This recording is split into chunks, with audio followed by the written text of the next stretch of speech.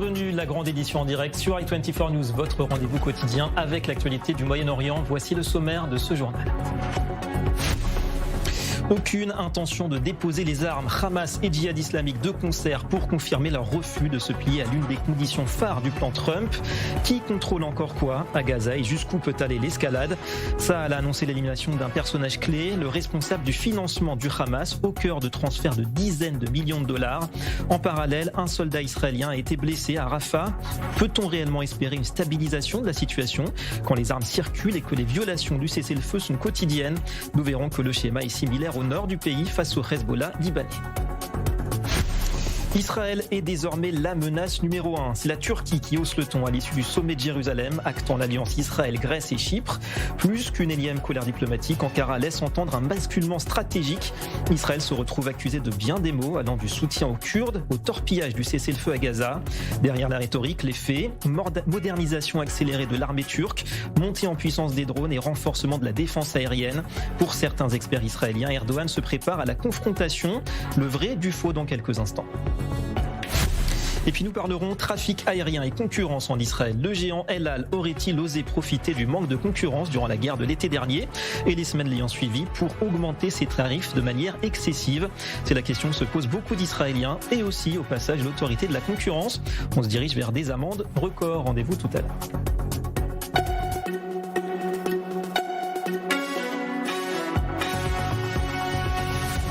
Voilà pour les titres, bonsoir à tous. Pas de dépôt des armes, pas de restitution du corps du dernier otage. À Gaza, difficile de croire que la phase 2 du plan Trump verra le jour prochainement. C'est dans ce contexte où haute tension qu'un officier combattant de Tsahal a donc été blessé dans le sud du territoire suite à une attaque visant son véhicule blindé, alors que l'armée israélienne frappe également le dispositif financier du Hamas. Les derniers développements d'abord avec Mathieu Winding. Tsahal cible Khan Younes et des localités du sud de la bande de Gaza. Le Premier ministre avait promis une réaction en conséquence, l'attaque de ce matin à Rafah, dans laquelle un officier de Tsahal a été légèrement blessé. Il a été évacué hors de Gaza pour recevoir des soins médicaux. Un engin explosif a été déclenché sous le véhicule blindé d'une patrouille qui avait pour mission de démanteler les infrastructures terroristes dans la zone de Rafah. Pour Jérusalem, les terroristes du Hamas continuent de violer le cessez-le-feu. L'explosion à Rafah, qui a blessé un officier, confirme le refus de se désarmer. Le Premier ministre rappelle que le plan en 20 points prévoit le départ du pouvoir du Hamas et son désarmement. L'organisation terroriste a ordonné à ses membres de prendre des mesures de sécurité renforcées lors de leur déplacement et d'être extrêmement vigilants. La deuxième organisation terroriste à Gaza, le Djihad islamique, accuse dans une interview donnée à Al Jazeera Israël de violer le cessez-le-feu. Son numéro 2 affirme que les terroristes de Gaza continueront de détenir des armes. Certains de ces propos ressemblent cependant à un appel à négocier. Il sera possible de parvenir à un accord de trêve ou de gel des armes, ou à l'absence de manifestations armées et de camps d'entraînement. Par ailleurs, Tsahal a donné des informations sur l'élimination du numéro 2 du Hamas il y a 2 semaines. Dans cette opération, un autre terroriste a été éliminé. Il s'agit d'Abdel Hayy Zakout, un financier du Hamas qui a réussi ces 2 dernières années à lever des dizaines de millions de dollars destinés à l'organisation terroriste. Alors, coup majeur ou pas, on interroge ce soir un expert, Amit Yagour, qui est avec nous. Bonsoir et merci. Vous êtes lieutenant-colonel de réserve de Tsahal et vous êtes ancien officier de la division de planification stratégique de l'armée israélienne. Un commentaire d'abord sur cette élimination donc du responsable financier du Hamas. C'est une étape importante. Est-ce qu'Israël peut faire mal, peut-être encore plus mal, au portefeuille des terroristes ?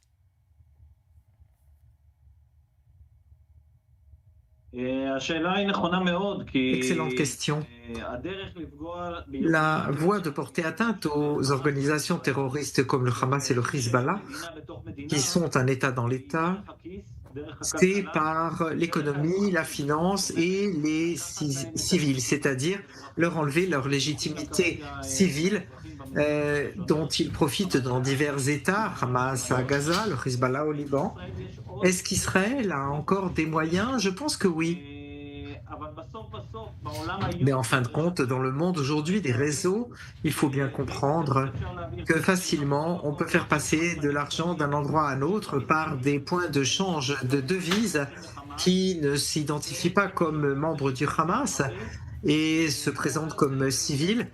Et par ces changeurs, on peut blanchir l'argent et c'est comme ça qu'ils font.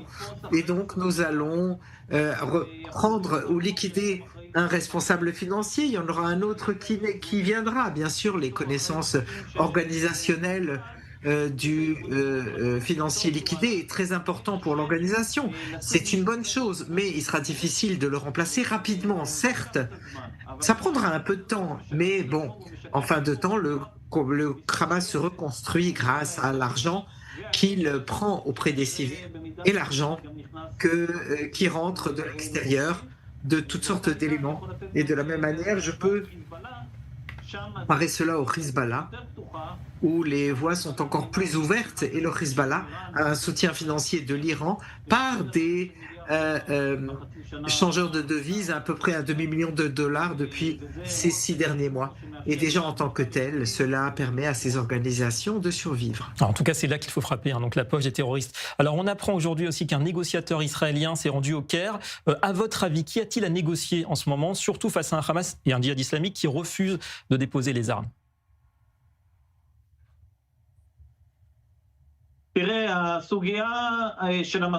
le sujet des négociations ou le sujet égyptien est complexe parce que l'Égypte a joué là un double jeu au fil du temps, en ce sens que l'Égypte craint pour sa sécurité nationale, ce qui est légitime, mais d'un autre côté, l'Égypte bloque beaucoup la voie d'Israël pour avancer et pour vaincre le Hamas définitivement. Et l'Égypte met constamment des freins. L'un d'entre eux, c'était évidemment une partie de la population qui voulait sortir du pays de manière intérimaire pour reprendre leur territoire. Et l'idée aujourd'hui, c'est de souligner l'implication d'Israël pour le retour de Rani Gvili, qui est le dernier otage détenu par le Hamas. Et deuxièmement, essayer peut-être d'amener l'Égypte à voir ensemble avec Israël le même point de vue en faisant pression sur le Hamas, parce qu'en Égypte, ils ont des leviers sur le Hamas qu'ils pourraient utiliser dans toutes sortes de catégories. Et l'idée qu'Israël veut utiliser, c'est utiliser les leviers égyptiens sur le Hamas. Il faut se souvenir que la semaine dernière, il y a 1 semaine et demie environ, un accord a été signé, l'accord du gaz avec l'Égypte, qui est uniquement économique, semble-t-il, mais je suis sûr qu'il a aussi des aspects ou des dividendes politiques et diplomatiques qui, en fin de compte, nous devrions voir, qui amènera l'Égypte à être plus du côté des États-Unis et d'Israël et arrêter de parler à deux voix, ce qui a été le cas jusqu'à présent, et arrêter de soutenir le Hamas. Voilà, clarifier le rôle de l'Égypte, effectivement, c'est important. Merci beaucoup à vous, lieutenant-colonel de réserve Amit Yagour, d'avoir été avec nous ce soir en direct. On va également revenir sur les déclarations du ministre israélien de la Défense hier matin. Souvenez-vous, Israël Katz qui avait suggéré la création d'avant-postes militaires ou civilo-militaires dans la bande de Gaza. Visiblement, l'idée n'est pas du tout du goût des Américains, de quoi alourdir peut-être l'atmosphère qui entoure le prochain déplacement de Binyamin Netanyahou aux États-Unis. C'est prévu pour la semaine prochaine. Les détails, Mathieu Winding. À quelques jours du départ de Binyamin Netanyahou aux États-Unis, les déclarations surprenantes de son ministre de la Défense hier posent problème. Israël Katz a évoqué l'installation d'implantations dans le nord de Gaza. Bien qu'il soit revenu rapidement sur ses propos, les déclarations du ministre ont pris de court aussi bien Tsahal et le gouvernement que l'administration Trump. Un officiel américain a réagi malgré le revirement d'Israël Katz. Plus Israël provoque, moins les pays arabes veulent travailler avec eux. Il poursuit en rappelant l'attachement de l'administration américaine au plan de paix de Donald Trump. Ce plan prévoit une approche progressive en matière de sécurité, de gouvernance et de reconstruction à Gaza.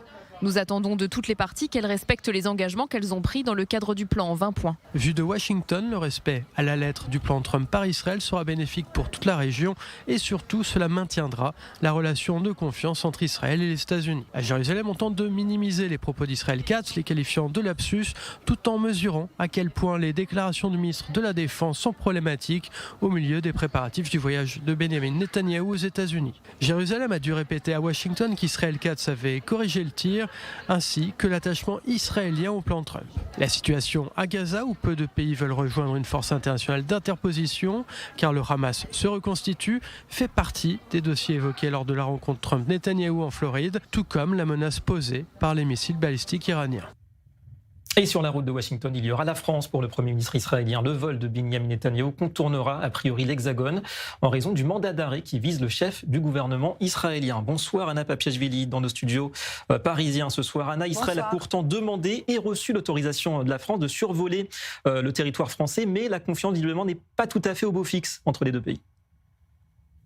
Absolument, il y a une zone de turbulence entre Paris et Jérusalem alors que le bureau du Premier ministre a confirmé avoir reçu l'autorisation écrite de Paris pour que l'avion de Benyamin Netanyahou, l'aile de Sion, puisse survoler son espace aérien. Et pourtant, Israël a choisi, pour diverses raisons, notamment liées au manque de confiance entre les parties, d'emprunter une route de contournement particulièrement plus longue pour se rendre à ce sommet avec le président Trump à la fin de ce mois de décembre. Et c'est la première fois aussi que l'aile de Sion devrait effectuer de manière exceptionnelle un arrêt de ravitaillement à la base aérienne d'Andrews, c'est près de Washington. C'est la première fois que cet appareil nécessitera une escale pour faire ce plein. Le Premier ministre israélien, depuis l'émission de ce mandat d'arrêt de la Cour pénale internationale, est obligé aussi avec son équipe de négocier des garanties diplomatiques et de planifier des itinéraires alternatifs pour ses déplacements internationaux, même auprès de pays qui sont traditionnellement alliés comme la France. À suivre de près. Merci beaucoup Anna Papiachvili depuis Paris, donc qui est nos studios. Allez, partons vérifier à présent comment les choses évoluent également sur le front nord. Tsahal qui poursuit ses frappes ciblées pour contrer évidemment le renforcement du Hezbollah. Notre envoyé spécial nous attend en direct auprès de la frontière nord. Bonsoir Stéphane Goldin. Stéphane, le terrain d'abord avec vous parce qu'il y a eu des frappes encore de Tsahal visant des sites de lancement de missiles de la milice pro-Iran. Racontez-nous.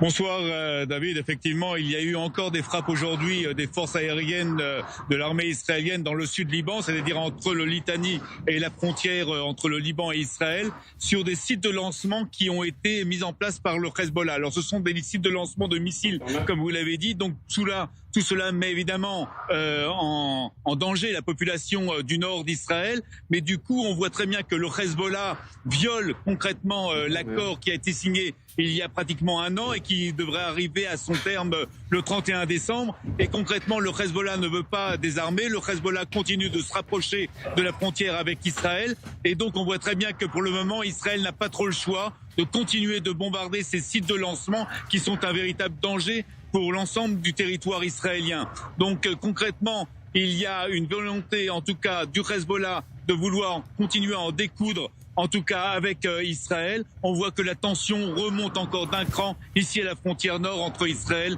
et le Liban. Mais puis aussi le terrain politique et diplomatique, Stéphane, parce qu'on retient les déclarations tout à l'heure du ministre libanais des Affaires étrangères. Alors certes, c'est vrai qu'il ferme la porte à une normalisation avec Israël sans grande surprise, mais quand même il maintient un ton très ferme face au Hezbollah.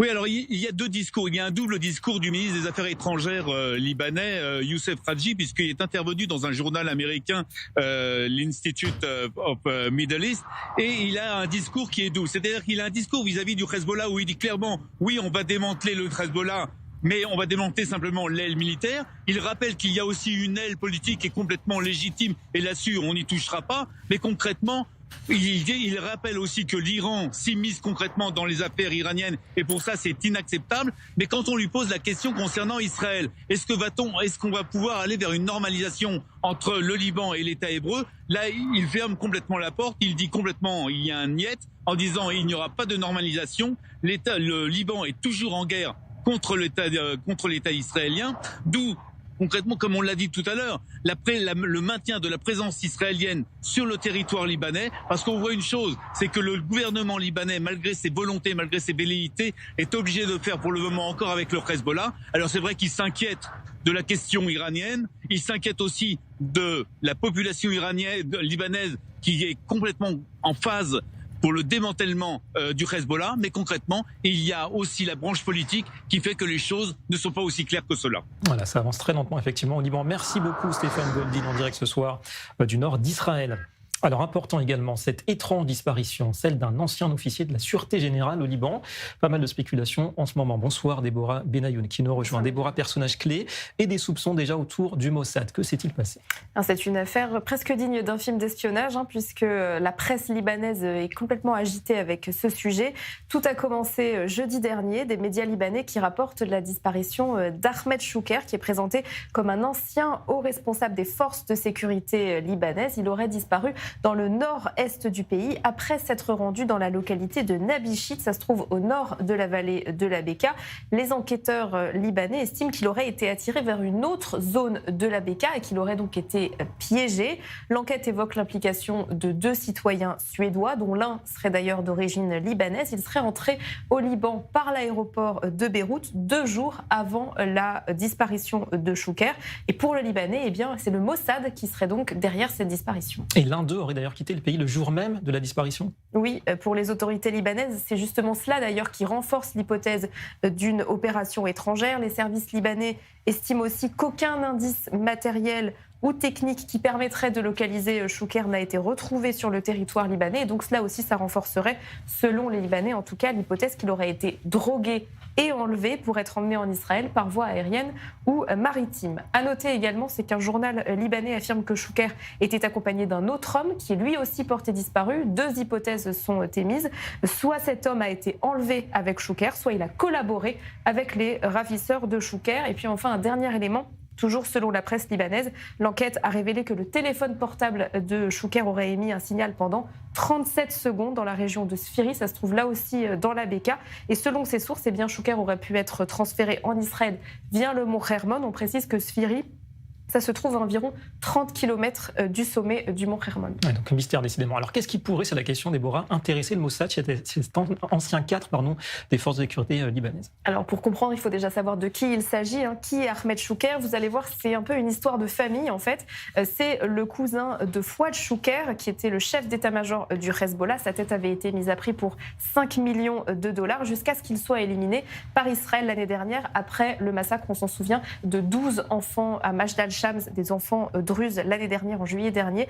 Ahmad Chouker serait aussi le frère de Hassan Chouker, un membre du Hezbollah qui, lui, a été éliminé en 1988 lors d'une opération israélienne dans la vallée de la Bekaa. Et surtout, ce qui intéresse évidemment tout particulièrement les Israéliens, c'est que cet homme, il serait lié au destin d'un nom qui est connu de toute la population israélienne, à savoir Ron Arad. Hassan Chouker, donc le frère d'Ahmad Chouker, aurait appartenu au groupe dirigé par Mustafa Dirani, qui est identifié par Israël comme l'un des responsables de la capture de Ron Arad. On rappelle de quoi il s'agit en ce qui concerne Ron Arad. Lors d'une opération au sud Liban, c'était en 86, le navigateur Ron Arad et le pilote Yishai Aviram ont dû abandonner leur avion à la suite d'une explosion d'une bombe dans le fuselage. Et Yishai Aviram avait été secouru par Tsahal. Malheureusement, Ron Arad avait été capturé par le mouvement chiite libanais Amal et sa trace a ensuite été perdue. Cela fait d'ailleurs 40 ans que son épouse se bat pour le retour de Ron Arad. On sait à quel point Israël tient évidemment au retour de tous ses otages. Le nom de Ron Arad a d'ailleurs été énormément évoqué lors de toutes les opérations, lors des négociations pour le retour des otages de Gaza. Pour le moment, il n'y a pas de réaction côté israélien aux informations des médias libanais, mais on sait que cette histoire peut avoir encore des rebondissements, donc on va suivre évidemment. Voilà, pourquoi pas une piste, 40 ans effectivement plus tard. Merci beaucoup Déborah Benayoun. Allez, on y vient, 2e titre, la tension régionale autour de la Turquie.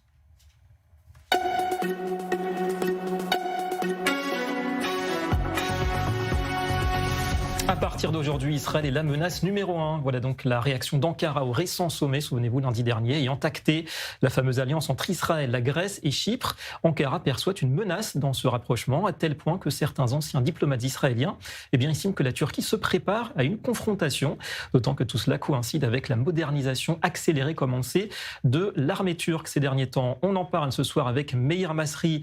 Bonsoir et merci à vous, spécialiste du Moyen-Orient et maître de conférence à l'université hébraïque de Jérusalem.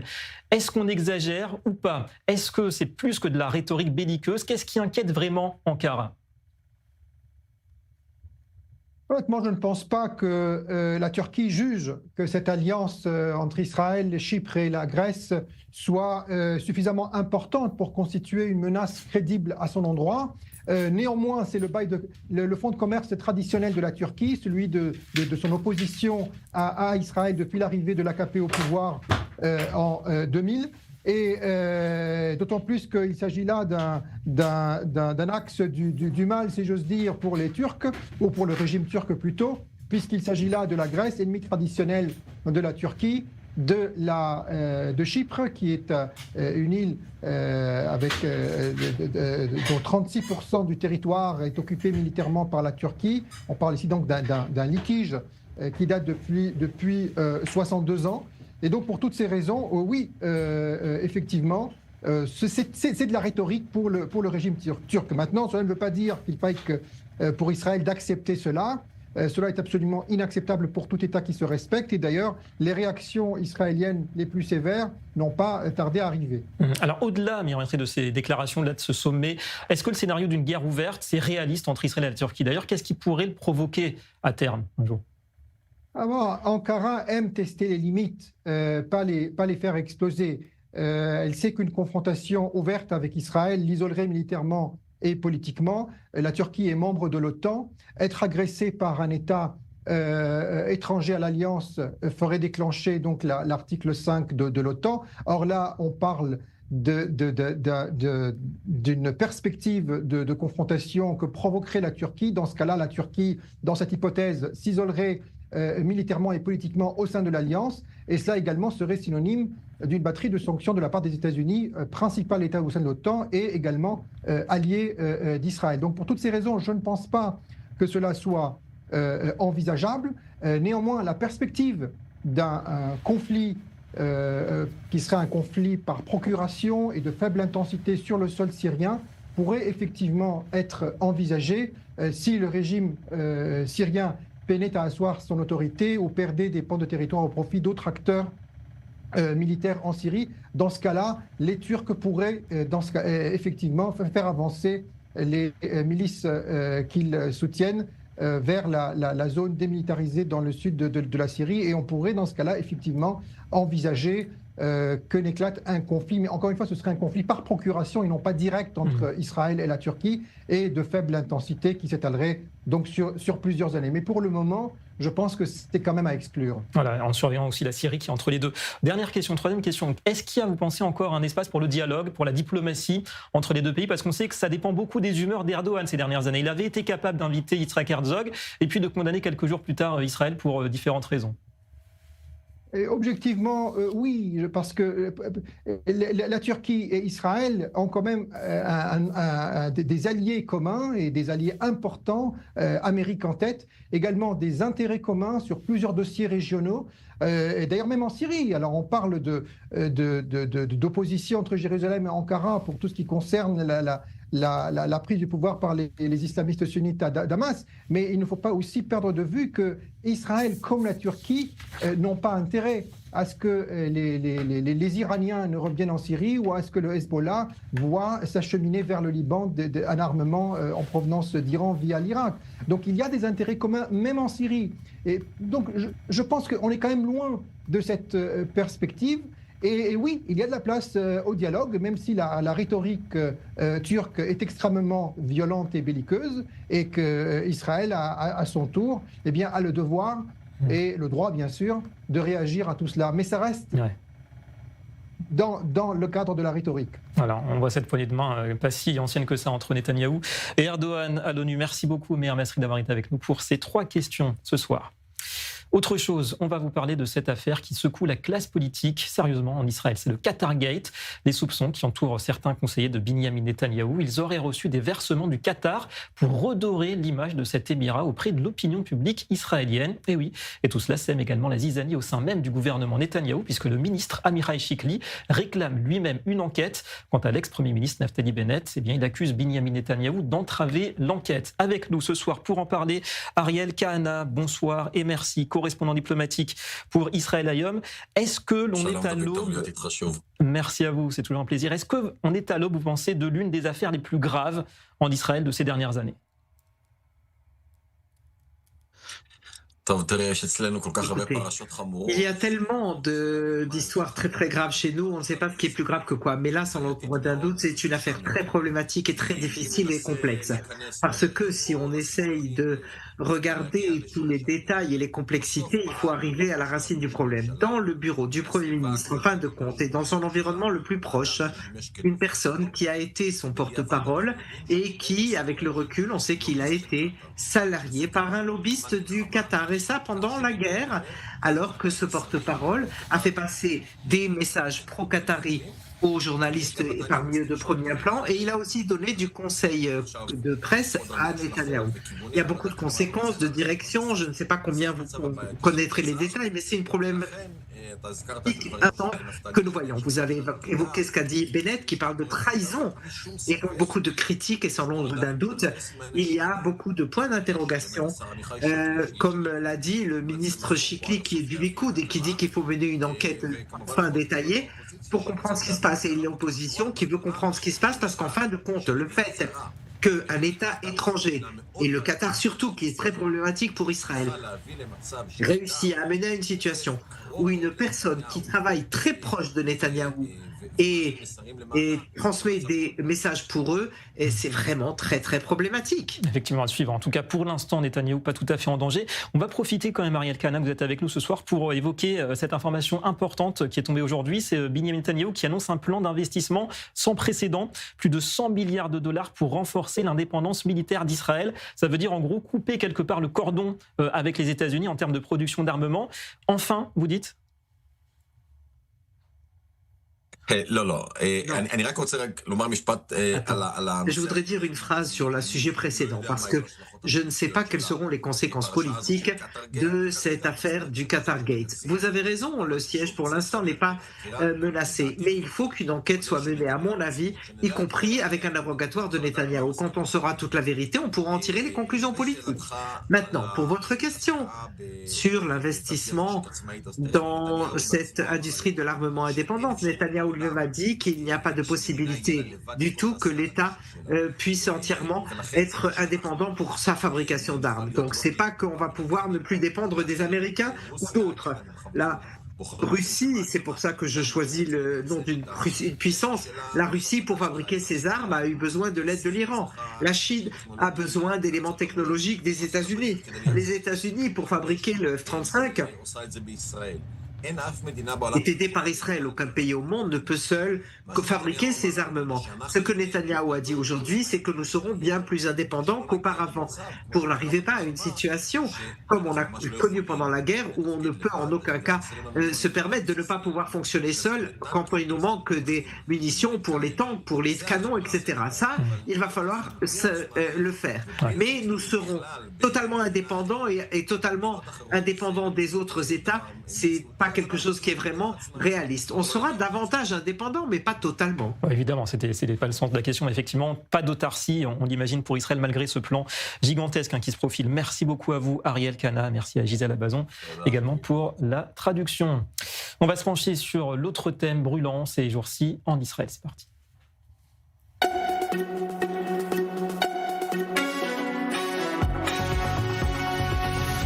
Comment faire la lumière sur les défaillances et les responsabilités ayant entouré la tragédie du 7 octobre 2023 ? Eh bien, c'est fait. La Knesset a approuvé tout à l'heure en première lecture un projet de commission d'enquête, initiative portée par la coalition au pouvoir, mais vivement contestée, on sans doute par l'opposition. Bonsoir Daniel Aleik, notre analyste en direct de Jérusalem devant la Knesset, le Parlement. 53 voix contre 48 et un format, on va dire, très politique quand même pour cette commission. Est-ce que cette commission sera vraiment sous le contrôle du gouvernement, comme l'affirment ses détracteurs ? Alors d'abord, pour répondre à vos questions, il faut mettre quelques petits bémols. Le premier, c'est que la loi a été votée en première lecture, qu'elle doit repasser en commission, et avant qu'elle ne soit votée en seconde et troisième lecture, cela risque de prendre beaucoup de temps, y compris aller même au-delà donc des prochaines élections. Et finalement, il est probable qu'il n'y aura pas de commission de ce type avant les prochaines élections qui doivent intervenir, vous le savez, dans le courant de l'année 2026. Ça, c'est le premier point, c'est important de le souligner. Mais il est clair que d'une certaine manière, le gouvernement effectivement s'accapare de certaines prérogatives à travers ce projet de loi du député Ariel Kellner. si bien entendu l'opposition continue à rester opposée, comme c'est le cas de le dire, à ce projet de loi qui, selon elle, est une sorte de projet qui permet au Premier ministre de se démarquer ou de se disculper de toute forme de responsabilité concernant ce qui s'est passé. Ce sera une commission très politisée, une commission d'enquête gouvernementale ou nationale, mais qui ne pourra pas faire l'objet d'un consensus au sein de la société israélienne et qui, par conséquent, dont les résultats donc seront remis en cause quasiment automatiquement, sans parler, bien entendu, de recours possibles devant la Cour suprême. Donc, en 2 mots, pour vous, Daniel, on se dirige vers des divisions ou plutôt vers un compromis quelque part, à terme, puisqu'il reste plusieurs lectures? Eh bien, écoutez, si l'opposition persiste dans son refus de participer à ce projet de loi, ce qui semble être probable, eh bien, il y a d'autres solutions qui ont été avancées au cours des derniers mois et des 2 dernières années. Il y a eu, par exemple, la solution qui revient à la solution traditionnelle, à savoir demander au président de la commission de la Cour suprême, le président de la Cour suprême, Yitzhak Hamid, qui est lui-même une personnalité très controversée et qui est pas en odeur de sainteté au sein de la coalition gouvernementale, de désigner les membres de la coalition, de la commission telle que la loi le précise. Mais ça, pour l'instant, le Likoud ne veut pas en entendre parler, à moins qu'il y ait une solution intermédiaire, à savoir que effectivement ce serait Yitzhak Hamid qui proposerait les noms des membres de la commission, avec la possibilité pour un responsable de la coalition ou de l'opposition d'opposer un droit de veto. On le voit, les choses sont complexes, elles sont le reflet, on va dire, des tensions extrêmes qui existent aujourd'hui entre l'échelon politique et l'échelon juridique, et on ne voit pas vraiment comment on peut trouver un compromis qui puisse satisfaire les 2 partis politiques et même, on va dire, l'échelon juridique. La complexe, c'est le mot. Merci beaucoup, Daniel Haïk, en direct du Parlement israélien dans la capitale, Jérusalem. Et on accélère avec l'actualité tout de suite, l'info chrono.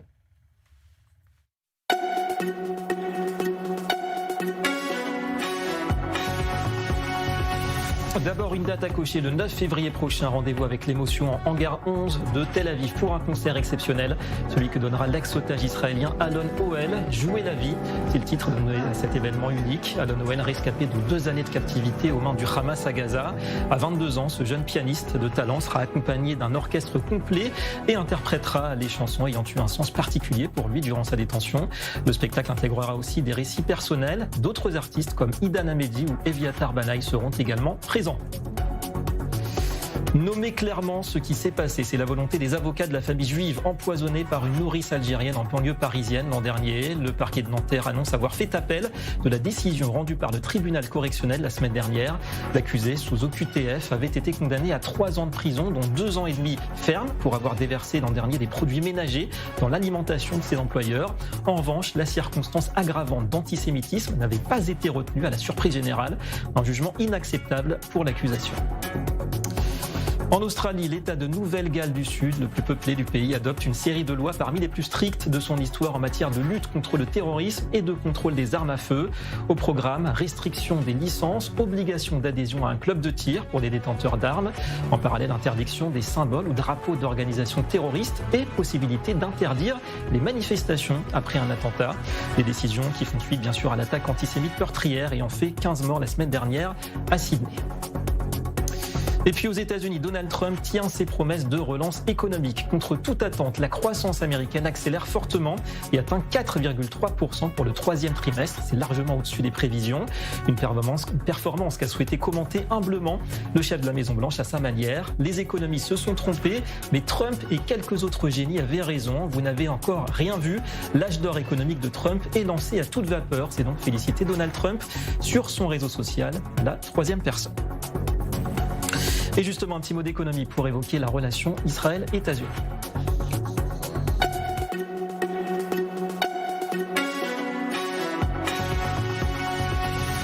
Parce qu'il n'y a pas que Gaza et l'Iran pour animer les discussions entre Washington et Jérusalem. On rappelle que Binyamin Netanyahou est attendu la semaine prochaine aux États-Unis.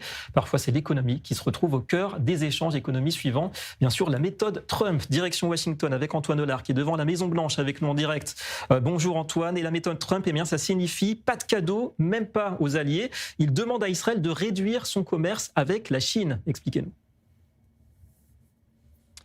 Oui, en fait, vous savez que les importations israéliennes sont frappées par des droits de douane de 15%, un taux que le gouvernement israélien aimerait voir baisser. Les États-Unis seraient ouverts à cette idée, mais en échange, il faut qu'Israël s'engage effectivement à plus ou moins couper les ponts commerciaux avec la Chine, réduire drastiquement les importations chinoises en Israël, fermer la porte aux entreprises chinoises qui voudraient s'installer sur le sol israélien. En fait, vous savez, Donald Trump considère les droits de douane comme une arme économique, mais aussi comme une arme géopolitique. Et là, en l'occurrence, ces droits de douane pourraient être utilisés comme un moyen de pression sur Israël pour indirectement isoler la Chine. D'ailleurs, Israël ne serait pas le seul pays à qui les États-Unis proposeraient ce deal. Alors pour le moment, rien n'est confirmé du côté de la Maison-Blanche. C'est simplement une idée qui circule d'ailleurs depuis plusieurs mois ici dans les cercles du pouvoir.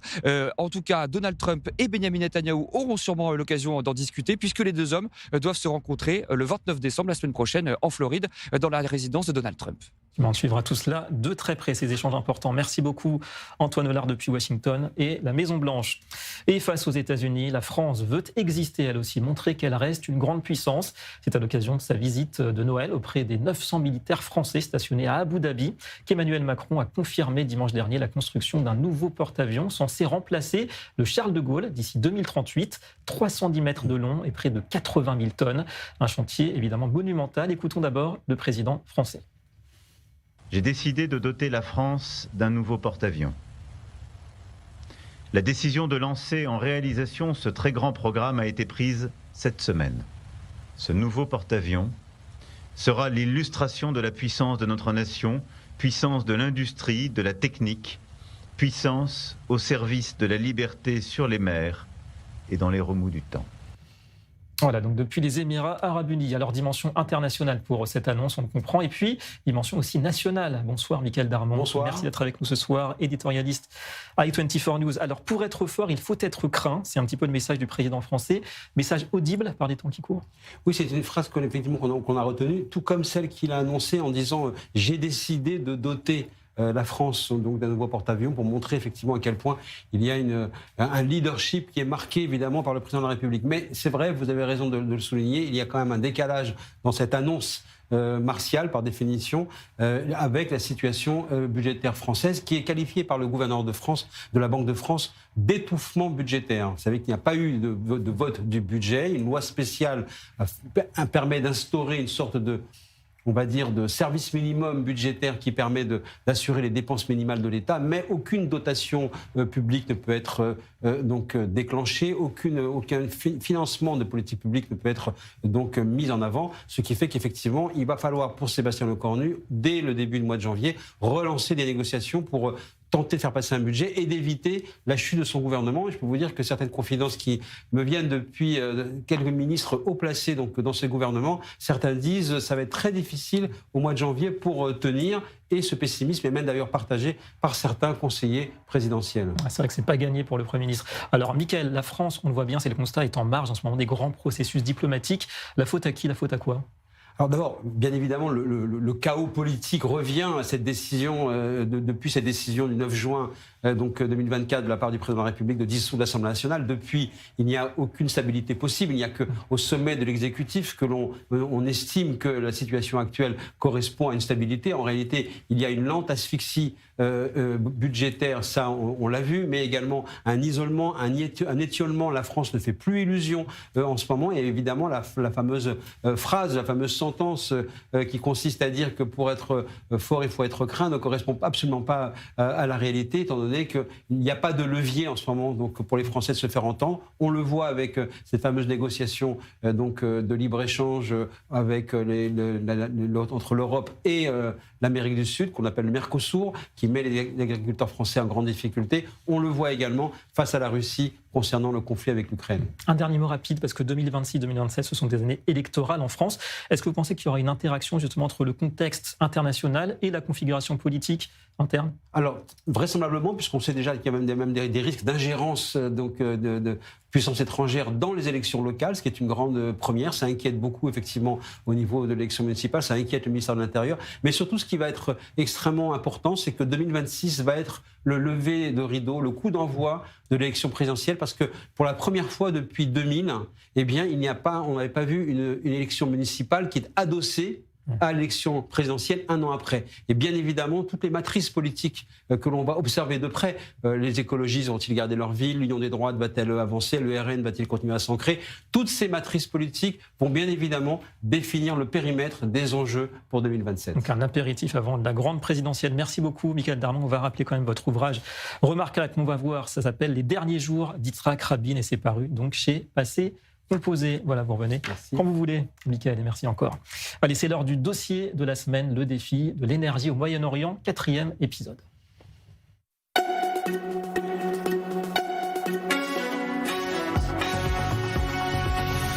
On le sait tous, rien n'est éternel a priori lorsqu'on parle du monde matériel. Eh bien, c'est valablement pour les énergies fossiles. Et cela, plusieurs pays de la région l'ont bien compris, à des époques ou à des degrés divers. Pour les Saoudiens et les Émiratis notamment, impossible de miser indéfiniment sur la rente pétrolière. Et c'est là qu'intervient la transition énergétique. Problème, comment la conjuguer avec le maintien du pouvoir politique? On explore ce calcul en compagnie de Déborah Benayoun.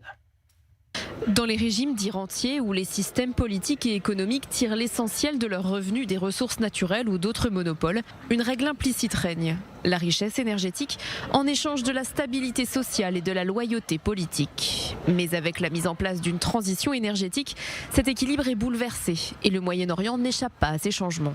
Exemple, en Arabie Saoudite, le plan Vision 2030 vise à réduire la part du pétrole dans le PIB qui reste encore d'environ 40% à ce jour. Le Royaume investit massivement dans le solaire et l'hydrogène vert, une révolution écologique et non politique. De même, aux Émirats arabes unis, on cherche à diversifier l'économie mais sans modifier les structures du pouvoir. D'une certaine manière, la transition est pensée comme un outil de modernisation contrôlée et non comme une réforme politique globale. Parmi les alternatives aux énergies fossiles, c'est le solaire, le nucléaire ou encore l'hydrogène qui intéressent les pays du Moyen-Orient. Les projets sont nombreux, aussi bien en Égypte avec les nouveaux parcs solaires qu'en Arabie Saoudite avec Neom ou encore aux Émirats arabes unis avec la centrale nucléaire de Baraka. Parmi ces plans ambitieux, les hydrocarbures conserveront encore longtemps une place centrale dans les recettes publiques. Pour les régimes du Moyen-Orient, ces projets écologiques servent aussi d'outils diplomatiques et de soft power à l'échelle internationale, une question d'image. Et dans cette région du monde, l'élément le plus important et le plus difficile à trouver reste l'eau. Le Moyen-Orient concentre moins de 2% des ressources mondiales en eau douce. Conséquence, le dessalement devient vital et Israël l'a bien compris. Sauf qu'il est particulièrement énergivore et crée finalement une double dépendance aux énergies ainsi qu'une vulnérabilité accrue face aux chocs climatiques et géopolitiques. Finalement, au Moyen-Orient, la transition énergétique dépasse l'enjeu climatique. En réalité, il s'agit de moderniser sans déstabiliser. Conséquence, la transition avance, mais sans remise en cause brutale du modèle rentier. Alors justement, le pour et le contre cette transition énergétique du point de vue des pays du Golfe. Nous sommes avec le docteur Amit Mor qui nous rejoint. Bonsoir et merci à vous. Vous êtes maître de conférence à l'université Reichmann de Herzliya. Merci à vous et PDG d'EcoEnergy. Alors par rapport à ce qu'on vient de voir, est-ce que pour vous cette transition énergétique c'est une menace pour les régimes actuels rentiers dans le Golfe ou bien c'est peut-être un nouveau souffle, une nouvelle opportunité pour ces pays ? C'est en effet une nouvelle opportunité pour l'Arabie Saoudite et pour les autres pays du Golfe, pour l'Égypte aussi. Des États qui ont beaucoup de soleil et un potentiel d'énergie éolienne.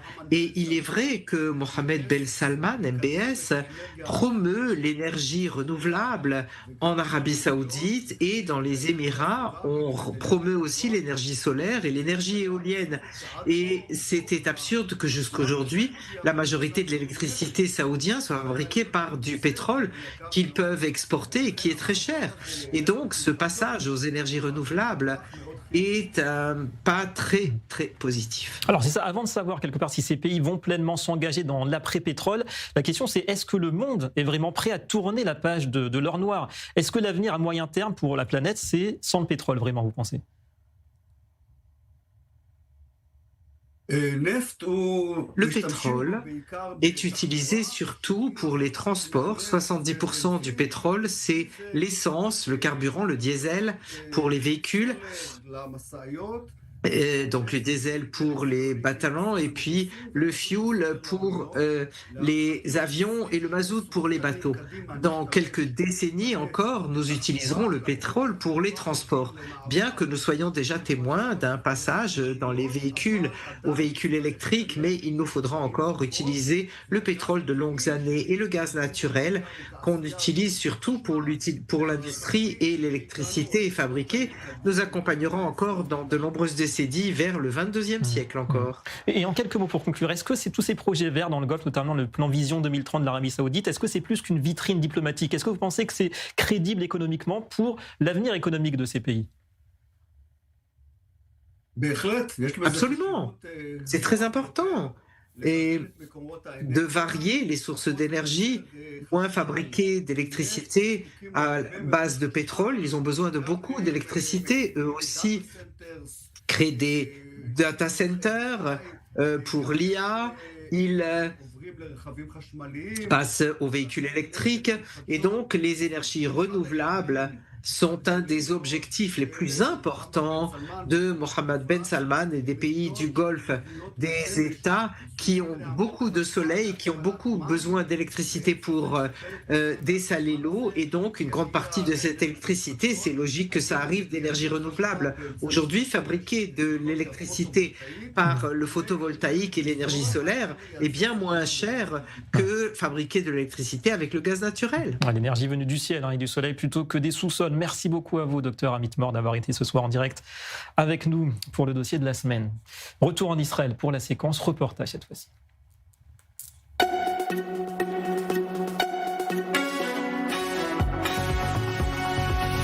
Et ce soir, on va redécouvrir la région du sud du pays, le Negev, mais sous l'angle de la criminalité croissante issue de la minorité bédouine. Récemment, une vaste opération a été menée par les forces de sécurité pour endiguer autant que possible les règlements de compte et autres trafics d'armes, une réalité qui empoisonne le quotidien des habitants. Reportage chez Israël avec Eric Fendler. ערב טוב לכולם, אנחנו אחרי שבועיים של מבצע גדול בנגב. יש תחושה של כל הכוחות עזבו אותנו ויכולים להתפרע, יכולים לעשות מה שרוצים. הגזרה רותחת, שלא מישהו ייסע למקום כלשהו ויסתבר, אין כוחות שיעזרו לכם. אתם הכוח שאמור לעזור פה ליישוב. Clan, crime et meurtre, un film de guerre qui est devenu la réalité quotidienne pour de nombreux résidents du Negev, à quelques mètres de leur domicile. השבוע היה רצח בתל שבע. כן. בכיכר הזאת נרצח בחור נאלצה. היה מרדף משטרה, גם בכיכר הזאת. הוא ברח לשוטרים שעמדו פה, גם פריצה בעצם של תל שבע. מפה אנחנו נכנסים לתל שבע. ממש מחסור.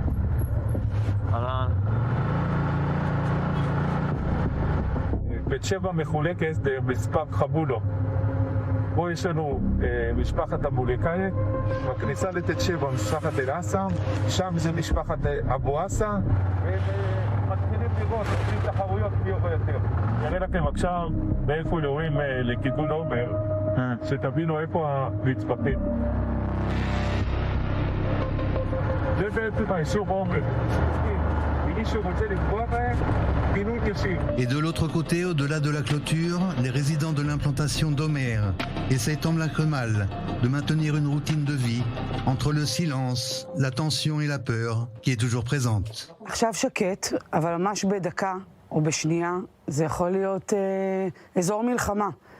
מאחורי הגב שלי נמצאת העיר תל שבע, וקצת מצד שמאל זה הפזורה הבדואית, אום בטין, אל-סייד. כמה זה מסוכן להיות בקו בתים ראשון הזה? מסוכן מאוד. כלים נכנסו כאן לבתים, ניפצו טלוויזיות, ריסקו שמשות, פגעו בגגות, ובנס לא הייתה עדיין פגיעה בנפש.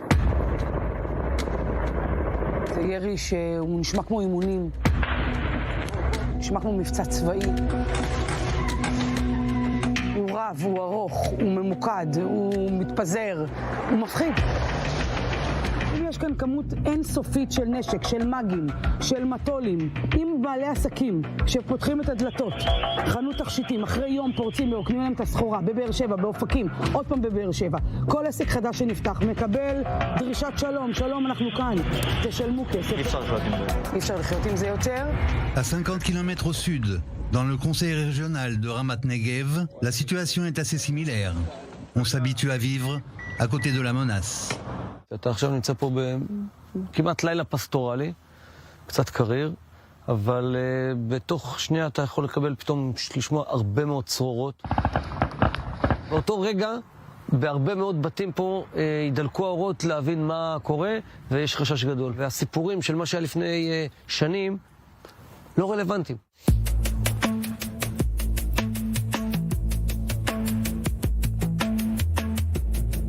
זה סוג של משלט שלנו, בעצם מקום של פיקוד ושליטה על כל המרחב, גם צמתים, כניסות ליישובים, מקומות נוספים. נותן סגירות מעגל בין משטרה לצבא. דבר שהוא לא קורה בדרך כלל. מגינים על הבית בכל המובנים, גם על הבית הפרטי של בן אדם, גם על הקהילה שלו, על היישוב שלו. זה המשמעות של להגן על הבית. עכשיו עושים בעצם את הסיבוב על הגדר של היישוב. שמירה על בסיס התושבים, שזה דבר מעניין, כי רוב היישובים פה בסביבה הם לוקחים שמירה בדואית, מה שנקרא השם המכובס לפרוטקשן. למה אנחנו עושים את הפטרול הזה? בואו נגיד את הדברים תכלס, כן? אנחנו גרים ליד הכפר ביר הדאג'. הדרך הנכונה לתאר את זה, זה סוג של שלטון קרטל. Ces derniers mois, nous avons été témoins du phénomène des contrebandes massives depuis la frontière égyptienne. La plupart arrivent ici. ביר הדאג' בעצם זה בירת ההברחות. זאת אומרת, כשמדברים על כל מה שקורה בגבול, על מאות רחפנים שעוברים לך פה מדי לילה, זה מגיע לפה, זה מתחיל בסמים, וזה גם מגיע לרחפן עם 6 מאגים, רחפן עם תחמושת M16. לפני 6 שבועות בערך, היה כאן אירוע של, בסופו של דבר התברר שזה סכסוך בין 2 משפחות, ממש פה דרך אגב, מעבר לגדר. משפחה א' ירתה על משפחה ב', והכיוון הקלעים, המשפך ירי, היה בעצם בכיוון היישוב. בערך בשעה הזאת, יותר מוקדם טיפה, בערך ב-11 בלילה, רואים צרורות מאגים נוטבים, עפים פה מעל הבתים.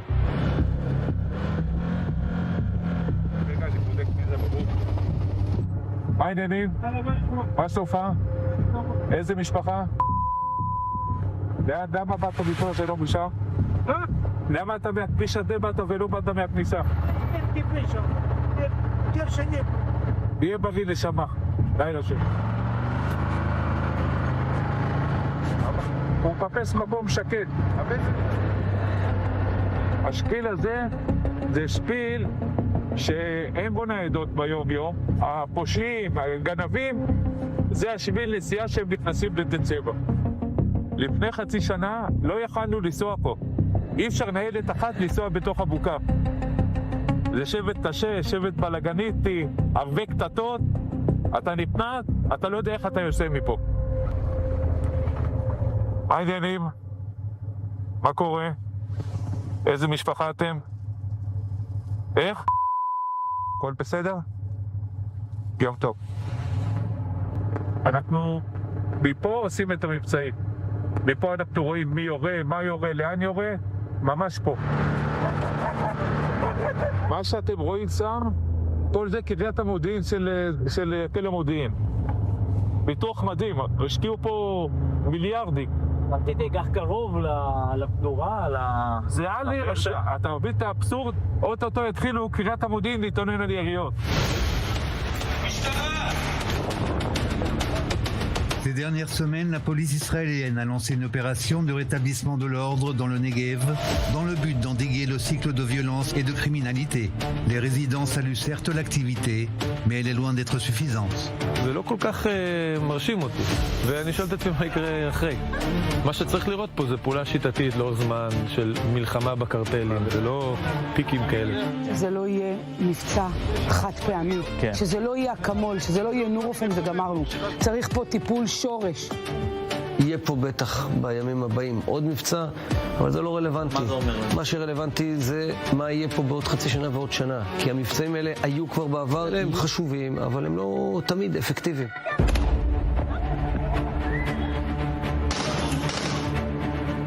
La réalité de la perte de gouvernance dans le Negev n'est pas une fatalité, mais aucune opération ponctuelle ne peut masquer des années de négligence. Le problème est trop grand pour rester local.